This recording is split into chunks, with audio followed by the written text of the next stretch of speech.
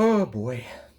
This is the second of two articles that I believe are related, but in no way do they appear as related on the interwebs. And for the love of all that is mighty, I really hope that they're not related. They better not even be second, third, or fourth cousins twice removed. These articles better have no relation to each other. And I really hope that's the case. That this is all conjecture. Let me just get that out there. This is what my thoughts are. And let me know what you think. And these articles are also from two completely different sources. So normally what I do is I observe CNN, I observe Fox News, and other news sources to see where I can find some of the truth, if not any of it. So as I'm reading through the news stories, as I normally do, to frustrate myself and find ways to keep myself up at night, I found this article today. Now, the first article was found yesterday, and this article I read today. So I'm pulling a Tarantino, starting at the end, and I'm working my way back, so you can see how the pieces fall together. It just helps for better storytelling. It also helps to build anxiety. Story number one could be totally unrelated to the other story that I'm going to read. This one is from CNN. This is from Ellie Kaufman. Now, this one caught my eye for two reasons. Number one was it has to do with the USS Gerald Ford. And I thought, I've been following that aircraft carrier for a while. Let's see what this news article says about it. And the other reason why was because the article that I read yesterday gave me a reason to raise the red flag. And the headline is, U.S. Navy's latest and most advanced aircraft carrier deploys for the first time. So, seems pretty innocuous, right? All by itself. May just be a passing glance for most people when they see this article and think, this has nothing to do with anything whatsoever in the world that I care about. Why am I even reading this? So, just to give you some quick background on the USS Gerald Ford, I think in 2017 it was commissioned, and the construction began in about 2009, and it is the most technologically advanced aircraft carrier of its kind. Now, this has about 3 times the amount of electric power than other Nimitz class carriers, and it uses what's called an electromagnetic aircraft launch system, or EMALS, EMALS, potentially a play on the word emails. Now, that's not the juicy part. This aircraft carrier has been out at sea testing on and off for around 2 years and has experienced numerous electrical, radar, weapon system, aircraft launch issues, elevator issues, and just power issues overall. So it's been a mess. It's been riddled with problems. But all of a sudden, like the drop of a hat or the snap of a finger, the Navy was like, it's Tuesday, October 4th. We're going to launch this thing. We're going to deploy it. They decided that today was the right day, that we are going to deploy this aircraft carrier. Why today? Well, right now, you may not have any reason to understand why they have launched this. But again, total conjecture here. There could be no relation. This could be correlation, but not causation. But for me, this is my bias. I feel like there is some correlation and potential causation here. And this is not a coincidence. This is my opinion. You draw your own opinion. Again, the USS Gerald Ford. Pew, that's it. It's deployed. It's ready to go. Now, this was today, this article. So I went back and I found the article that I saw yesterday. So that was on CNN. This one was on Fox News. And this one was published yesterday. And the headline, what I'm about to read. Keep your hands here because your jaw's going to drop. First of all, Russian. Okay, here we go. Another Russian thing. Nuclear. Everyone's talking about nuclear war lately. What's going on? Submarines Oh, there's definitely submarines out there in the Atlantic somewhere. Russian nuclear submarine. Those three words right there you hear and you think of, I don't know, Hunt for Red October. But then when you continue to read the headline of this article, it becomes more concerning. If you think that Russian nuclear submarine isn't concerning enough, Russian nuclear submarine armed with doomsday weapon. Okay, Russian nuclear submarine armed. It's armed, and it's a nuclear submarine, and it's Russian. It's armed with... This is not the part where you should drop your jaw, so pick your jaw back up, because we're not there yet. Russian nuclear submarine armed with doomsday weapon disappears from Arctic Harbor. And that's according to our lovely folks over at NATO. Hey, thanks, NATO, for keeping an eye on those pesky little Russian buggers out there with their nuclear-powered submarines that are armed and suddenly disappear with a doomsday weapon that no one knows where they are, but apparently they're gone. Maybe, just maybe, someone decided to go on a bathroom break. Shame on you, Kyle. Shame on you. You should have sat there like a big boy and peed your pants. Now, if it wasn't for Kyle, we wouldn't have lost this nuclear submarine with the doomsday weapon. We'll talk about Kyle in another video. Now, this is a top-of-the-line Russian nuclear submarine, by the way. This is no joke. This is a 600-foot-long submarine. I think that's quite large. This was delivered to the Russian Navy in July of this year. This was a way to create a class of superweapons. That was according to Putin. Now, what is this Armageddon weapon we hear about? This doomsday weapon? This is called the Poseidon.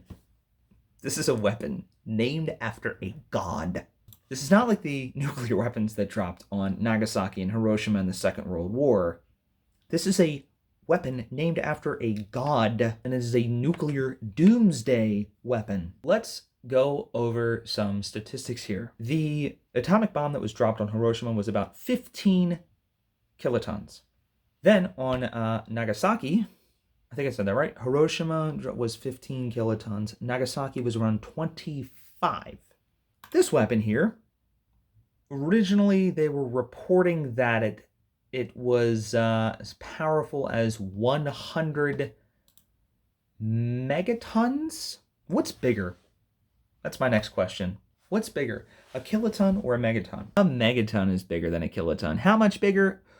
Well, put 3 zeros after the number 1 and you've got 1,000. That's right, 1K. So 1,000 kilotons equals 1 megaton.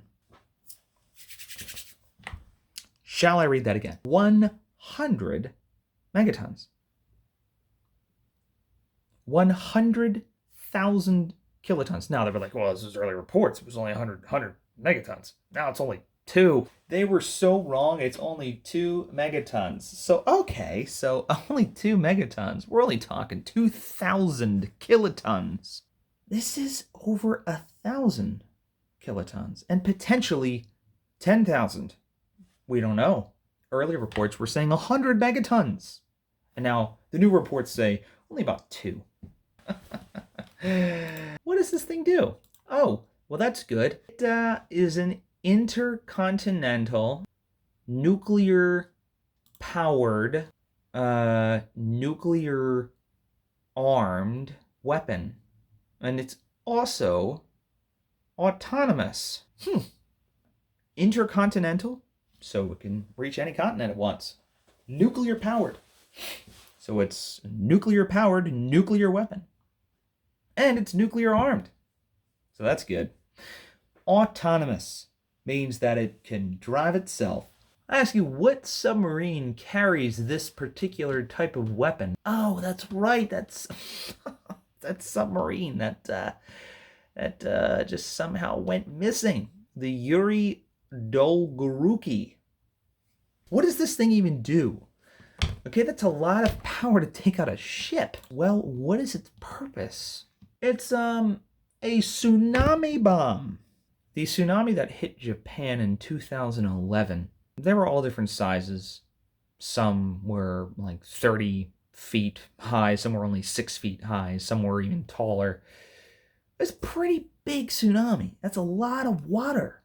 However, this Poseidon intercontinental nuclear-powered, nuclear-armed autonomous torpedo, try saying that 5 times fast, can create a tsunami as high as, and I'm not joking, 1,600 feet. 1,600 feet tall tsunami. Now, this could be totally inaccurate. This could be a total farce. But what really matters is the news story that is everywhere. And I found this on almost every news site.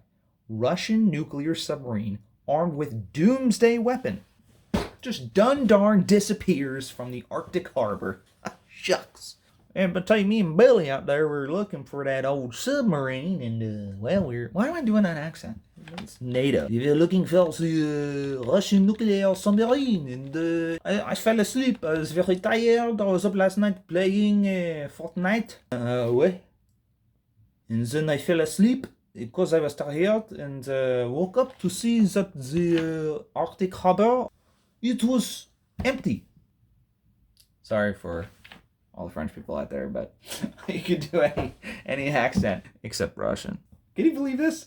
So on October 3rd, a Russian nuclear submarine just vanishes.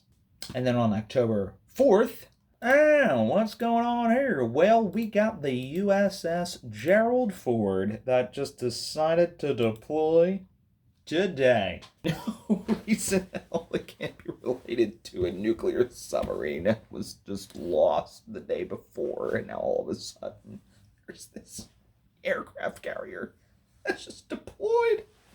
Oh my God. Please. If I am wrong, I will be happy that I'm wrong. But here's what I'm thinking.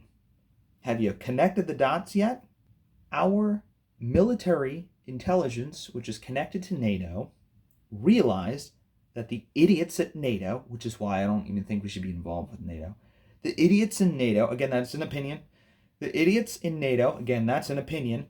The idiots in NATO, again, that's the idiots in NATO just lost the submarine. How do you lose? How does a submarine that's 600 feet long, how does a submarine that is 2 football fields long, how does it just disappear? It's just gone. Went away. Went bye-bye. We don't know where it went. It was just, it was there 1 minute and then went to the bathroom, came back, and it was gone.